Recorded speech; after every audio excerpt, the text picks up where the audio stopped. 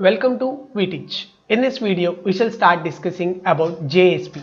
JSP stands for Java Server Pages. What are the advantages of using JSP over servlets? What are the features of JSP? We'll discuss now. First one, it is a server-side technology. As like servlets, JSP is also used to handle server-side requests, that is, the requests that are coming from different web servers. It is used for creating web applications. We can use this JSP to create web applications. It is used to create dynamic web content. What do you mean dynamic web content means? Sending some requests and getting some responses and having some interactions is known as getting dynamic web content.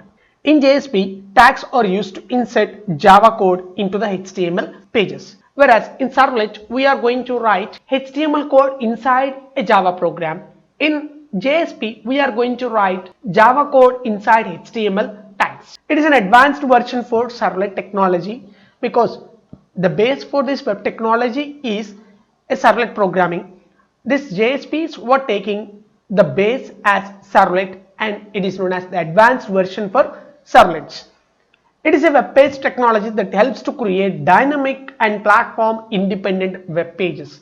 So by using this JSPs, what we can do is we can develop independent web technology, independent web applications, which does not depend on a specific platform or operating system. In this, Java code can be inserted into HTML or XML pages or both even. We can write Java code inside HTML code or an XML code. JSP is first converted to servlets by JSP container. Even we are going to use JSP. JSPs are converted into servlets by JSP container and then they are going to process the client request next. What are the advantages of JSP over servlets? The first one is they are easy to maintain. When compared with servlets, JSPs are easy to maintain. No recompilation or redevelopment is required whenever you do any changes to your programs because it is just having Java code inside HTML code. Whenever you do any changes or whenever you want to do anything, you don't require any redeployment or recompilation is not required every time. JSP has access to APIs of Java. It can use any of the APIs that are existing in Java. JSPs are extended version of servlets. It is having the extended features of servlets in JSP. What are the features of JSP? The first point is coding in JSP is easy as it is just adding Java inside HTML code.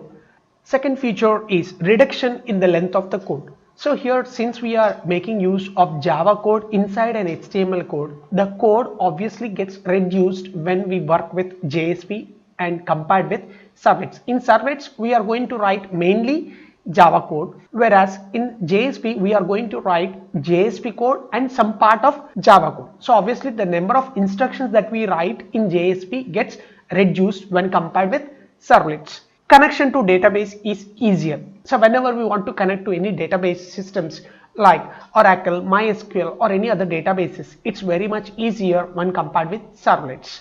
We can read the data from the database using SQL queries or we can write the data to the database using SQL queries. So working with database connectivity is very much easier when compared with servlets. Make interactive websites. We can develop different websites using JSP. Portable, powerful, flexible and easy to maintain. So it is a portable. Since it is also making use of Java and HTML, it is a portable language. It is a portable technology where we can take the code that was written in one operating system to another operating system and we can work very easily. The performance and the flexibility will also be very much good when compared with other things. No redeployment and no recompilation. Since it mainly concentrates on HTML code, whenever you do changes, you need not to recompile and redeploy the code each and every time.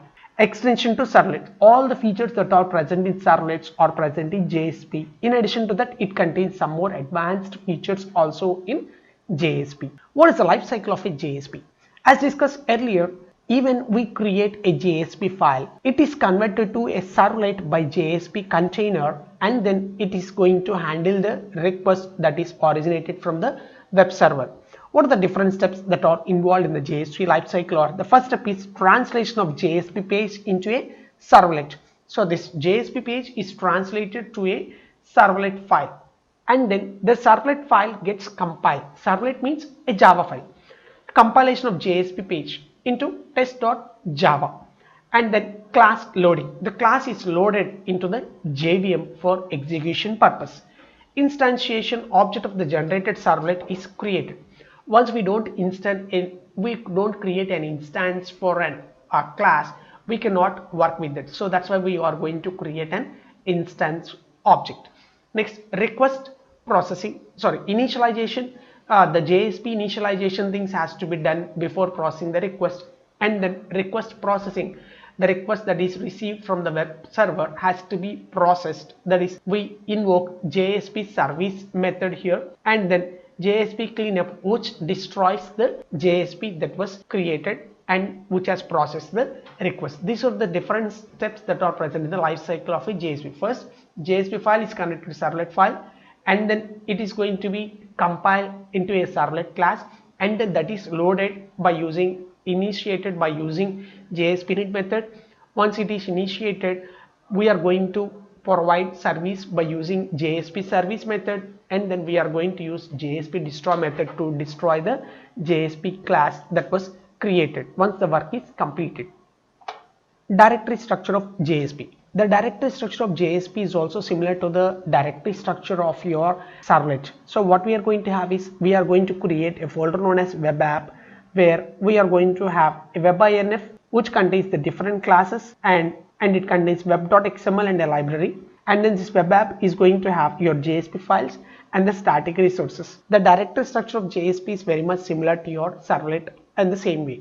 Next, JSP API. What does this API stands for is application programmable interface. What does this is going to have is, it contains different packages like javax.servlet.jsp, javax.servlet.jsp.target, TAGEXT.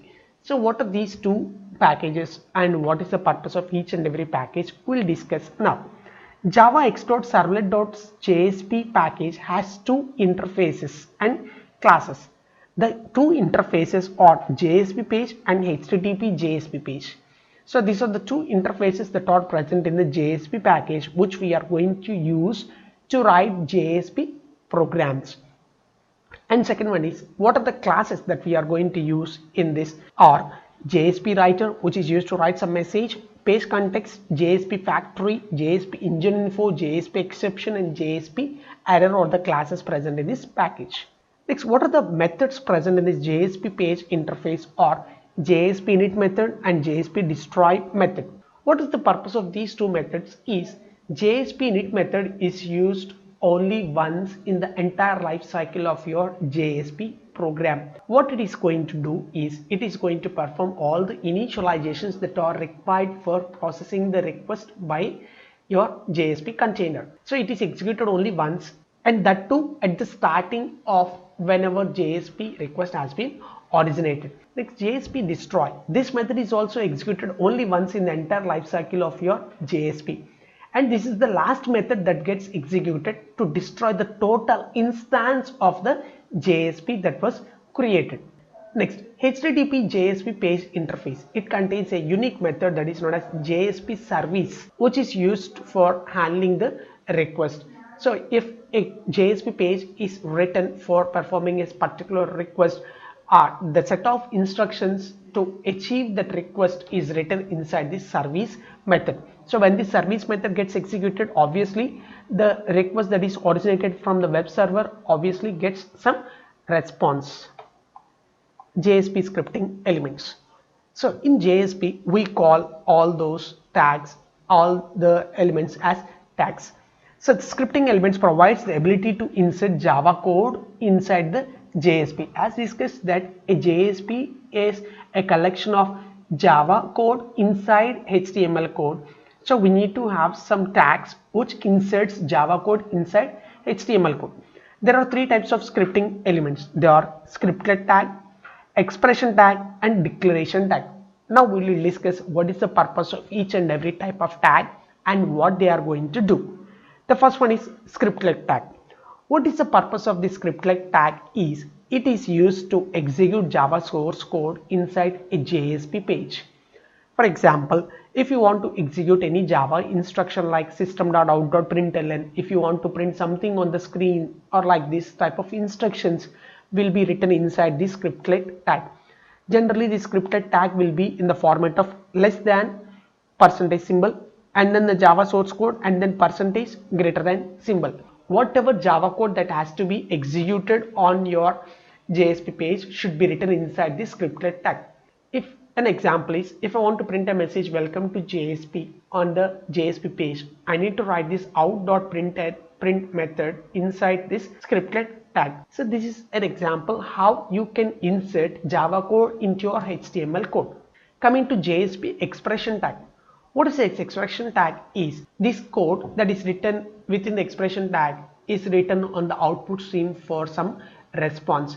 Means it is going to be presented on the screen directly. So we need not to use any print statement to write the data. In the previous case, we have used some print statement, out.print statement to print the data onto the screen. But even without print statement, if we just write equal to and a message or a value, it automatically places that value on the web page. It is mainly used to print the values or variables of a method.